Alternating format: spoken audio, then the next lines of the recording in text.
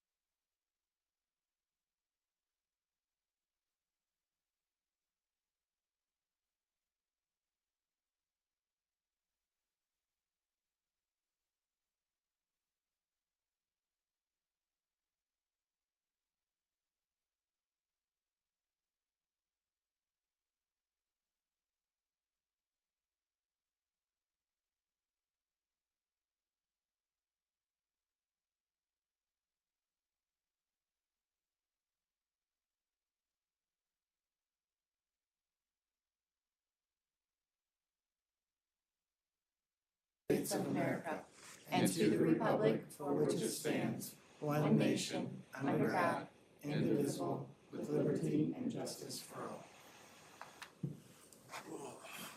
Right, do we have any additions or deletions? Okay.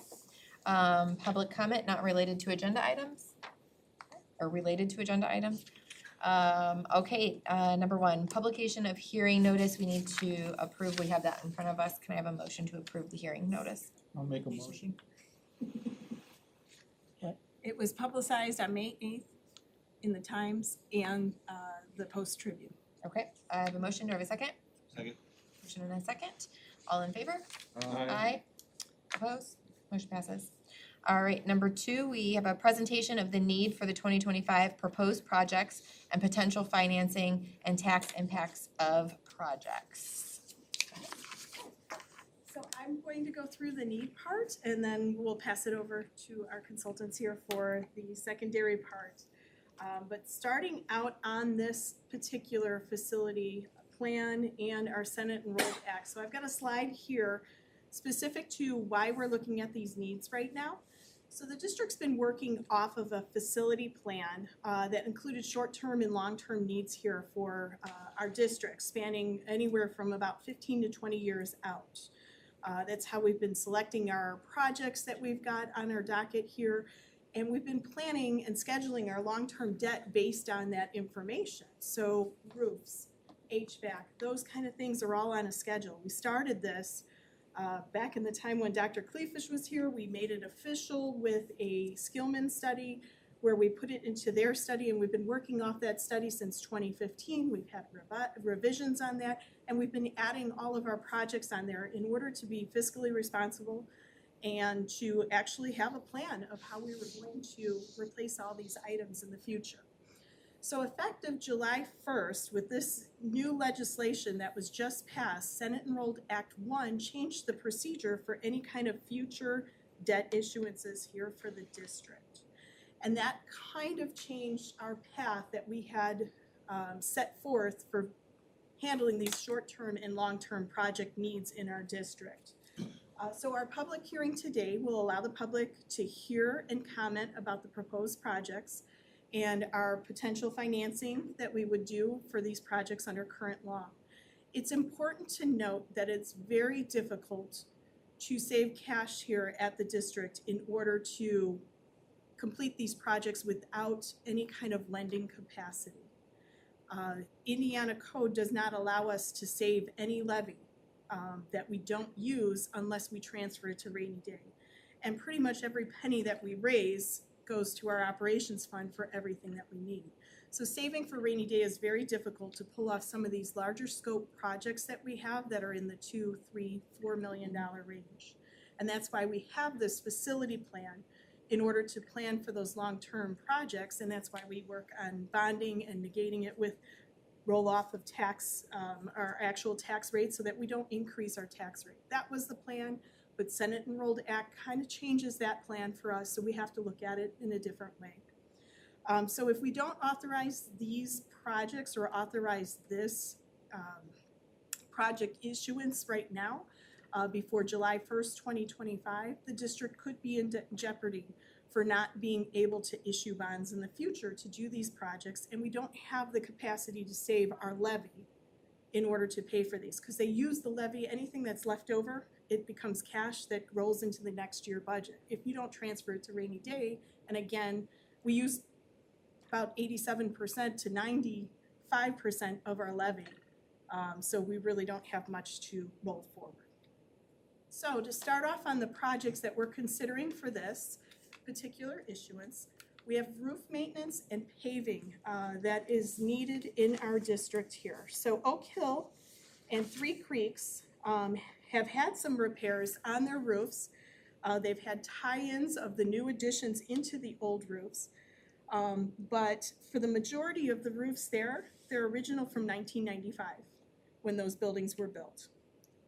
Oak Hill had extensive valley work done in 2018, much needed because of drainage problems and such around there. And we have similar issues that are presenting at Three Creeks right now. That valley work could work, but when you're looking at a 20-year plus roof, we're also looking at replacement. So it would make sense to replace those two roofs. We are looking at paving as well.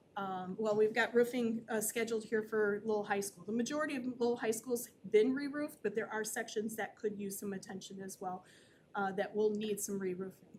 As far as paving throughout the district, it includes the Oak Hill Parent Drop-Off Drive Up and Lot, which is aging and needs, so we haven't touched that. I've been here 12, 13 years now, and we haven't touched the parking lot there at all. And Three Creeks secondary lot 2 needs to be. So there are some paving projects included in here in the scope of work. We are including bus replacement, equipment, and technology. So we have about 5 years of buses, and we typically replace about 4 to 5 buses a year in the plan. So there's 5 years of buses included in here. Now buses are 2 years out. We haven't received the ones that we ordered in late 23 or early 24. We don't have our 24 buses from 24 budget, and we're almost in 26. So it's taking about 2 years to get buses. That's a problem.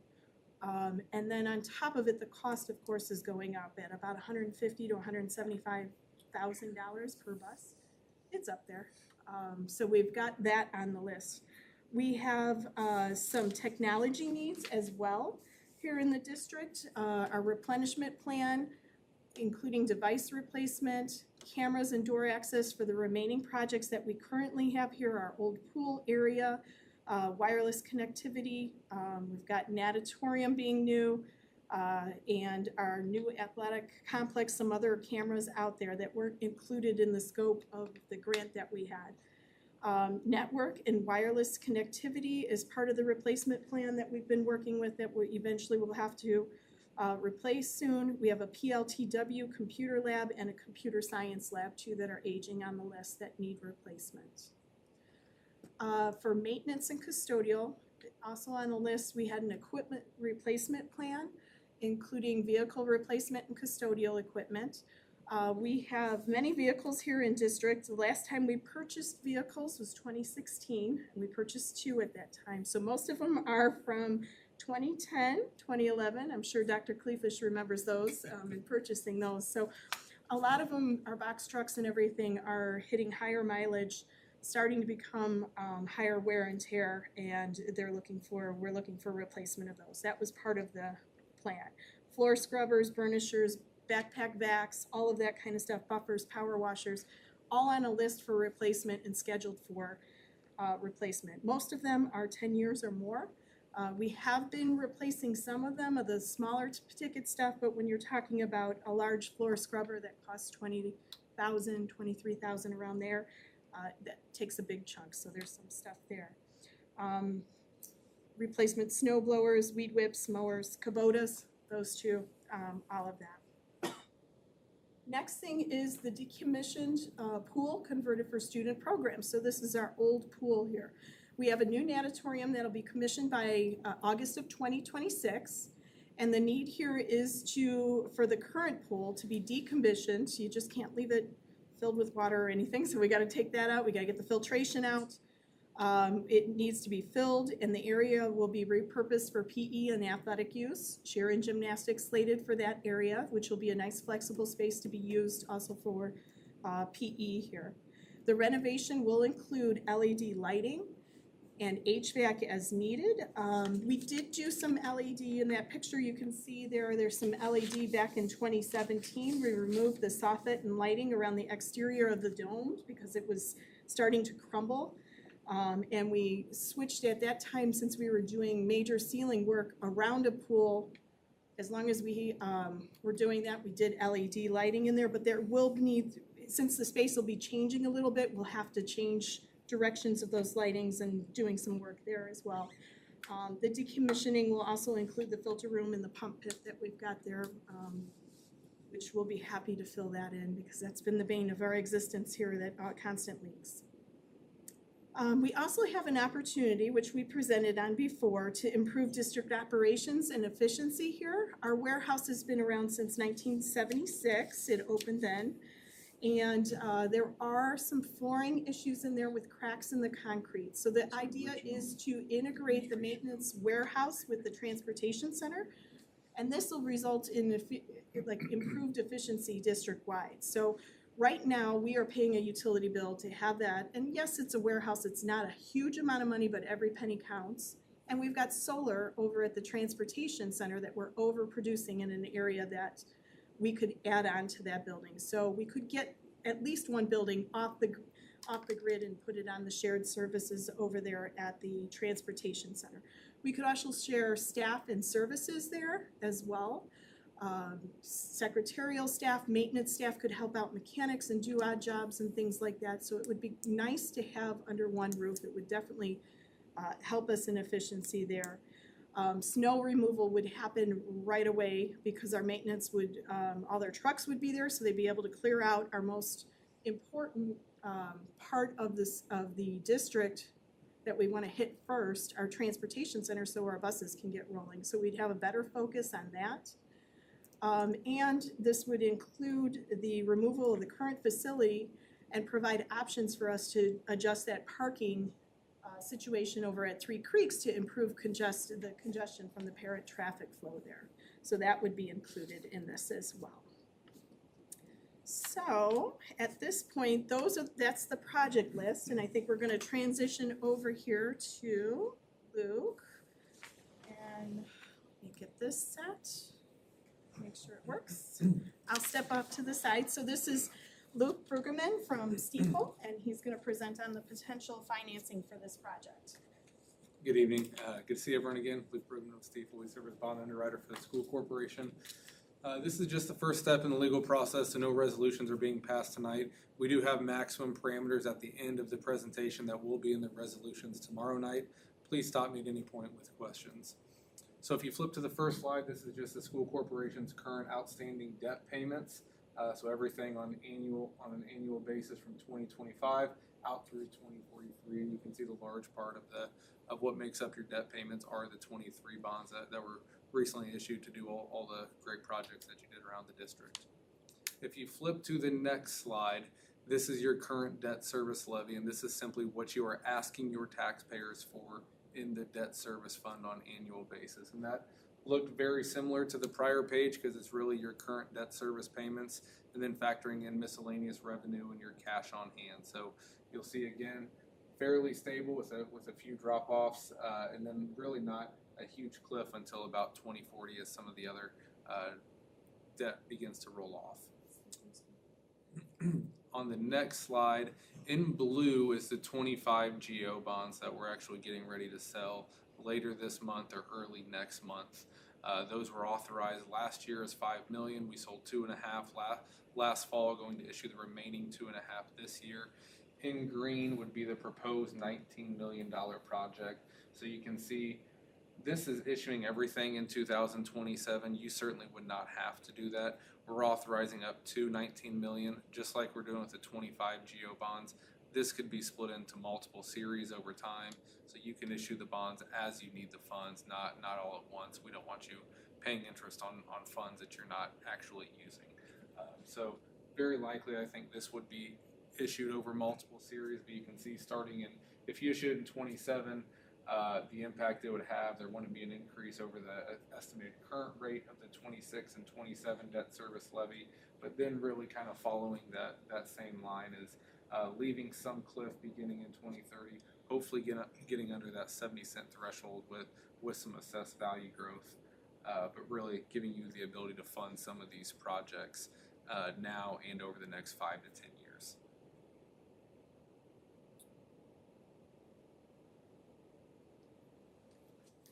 Again, these are the maximum legal parameters. These will be in the resolutions tomorrow night.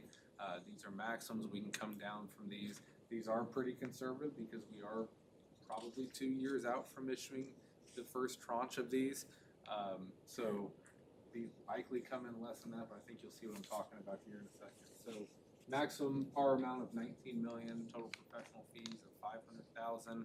That's going to fluctuate on the amount of issuances that we have, but that would leave the school corporation with $18.5 million for hard and soft project costs. Estimated interest rates of 3 to 7%. Today we're at about 4 1/4, but again, this is the first step in the legal process. We based everything on a 5% interest rate. That comes out to that $16.7 million number. If we split this up a little bit, that number is going to go down. Of course, there's some interest rate risk before we actually sell the bonds. 20 years per series, the maximum term of the bonds. That's the maximum that you can do in Indiana statute. We can always shorten it up from there, but that's the maximum length that we can do.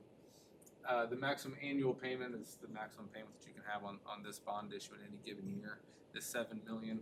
Most importantly, there's not going to be an increase over the 25 debt service rate that you saw there. The last two ratios, again, you'll see these in the resolutions tomorrow. Simply your max annual payments as a percentage of your net assessed value. Then direct and overlapping debt as a percentage of your net assessed value is just looking at all the property tax debt of all of the other municipalities. So the county, the town, library, school as a percentage of your net assessed value. So that's how we're coming up with those ratios. Again, you'll see them in the resolution. But that's all I have. Happy to answer any questions that you have.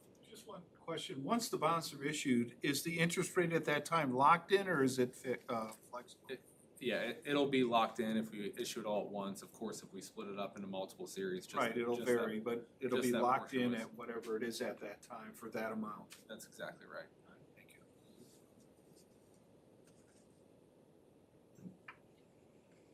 Thank you. Thank you. Thank you. Hand it over to Thomas Peterson, our attorney for bonding. Last time I was before you, I didn't know what month it was, but at least this time I can tell you the next hearing's tomorrow. You look at your own, tell me what month, what day it is. It's tomorrow. Some of the things that you heard here, what the most important thing is to realize, this is getting the board authorization to continue their plan.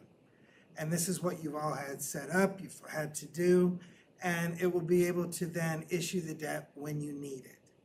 It's not saying that we have to issue the debt next month, that it's going to sit there, because the federal government has taken all the fun away from having a pile of money that you invest, because if you're gonna earn anything above the yield on the bonds, you have to give it to them. So you, at best, would be able to break even, but otherwise you would be in a deficit situation where the amount you're earning is less than what you're paying out. So we have more and more across the marketplace tried to match when you need the expenses. The only difference to that is if our friends at Stiefel look into their crystal ball and say that we really see interest rates going up significantly in the next period, we may want to lock in, which a lot of issues did back when interest rates were 2%. It was like, it's not gonna get any better than this, so we did do the entire issues up front to lock in that interest rate. As you said, we could lock it in for the whole time period. The other thing that I do want to point out is, as shown on those charts that Stiefel prepared, the actual amount that you're going to pay in rent will equal whatever the debt service on the bonds is, plus a fee from the trustee that does the payments for you, which is rather small. But it's not going to be 7 million for 20 years, is the point I'm trying to make. That's the maximum you can do to make things fit. So particularly in later years, if you're going to have a larger portion going to this, paying back these bonds when you've got more capacity, that's where it makes sense. So again, this is not 20 years times 7 million, but that's the maximum in any given year that it could be. And So they again, can get all their interest out of us. the tax exempt. But again, Sounds it's interesting. about, covering where your rates are, your tax rates again, and things like that as far as what your total payment is. But again, I always like to make that point to folks, so there's not a panic that we just authorized 140 million to pay back 19. I mean, I'll make you that deal, but it's not what happens here. So again, tomorrow is when you'll consider both the 1028 resolution, which is the one that sets the parameters for what the project is, and then the preliminary determination resolution, which is the one that sets out these numbers for consideration. Okay? Thank you. Thank you. So at this point, we would open the floor for a public hearing on this. Okay, we're gonna go ahead and open for a public hearing, if there is anybody that wants to say anything. No? All right, public hearing is closed. Thank you also for pointing out that this is to allow us to continue a plan we had and is acting now as a safety net. That's important to, make sure our public understands that we're not, jumping into any new big projects. There will have to be board approval for anything that is taken from this, opportunity to gain a bond or to use the bond. So this is just simply to allow us to carry on if we need to. Thank you. All right. Personnel report. Can I have a motion to approve the personnel report? I'll make a motion to approve the personnel report. I'll second. Motion and a second. Any further discussion? All in favor? Aye. Opposed? Motion passes. Administrative contract revision. Can I have a motion to? I'll make a motion. I'll second. Motion and a second. Any further discussion? All in favor? Aye. Opposed? Motion passes. Easement for West Side Sewer Water Project. Can I have a motion? I'll make a motion. Motion and a second. Any further discussion? It was a rather lengthy presentation with all the documents there, and it was kind of a step back in time when some of this stuff was initially implemented, so Yes, I'm looking forward to it. it's good to see that this is moving on. We're gonna have the water and sewer out there to save us on a lot of costs that happen out at Lake Prairie, so this is just a formality to get that done. All right, we have a motion and a second. All in favor? Aye. Aye, opposed, motion passes. Consent items, we'll do them all together. Approve $18,000 grant from the Gene Haas Foundation of Oxnard, California for Lowell High School CNC manufacturing program students, scholarships, and student competition teams. Number two, $18,050 donation from the Lowell Athletic Booster Club for the Lowell High School Athletic Extracurricular Account for uniforms and equipment. Number three, $2,900 donation from various donors for Lowell High School football, RDP alumni, ECA for golf outing sponsorships. $19.30 from Box Tops for Education for any Lowell Middle School needs. Can I have a motion? I'll make a motion. Second. Motion and a second. Any further discussion? I just want to thank these generous donors. This is an amazing amount of money for great programs at our school, but it's phenomenal. Really grateful for the people who put the work in to bring that in and get those grants and put together the fundraisers for everything. Very grateful. All right, all in favor? Aye. Motion passes. Public comment not related to agenda items? Nope. Okay. Questions and comments from the board? Okay. This meeting is adjourned.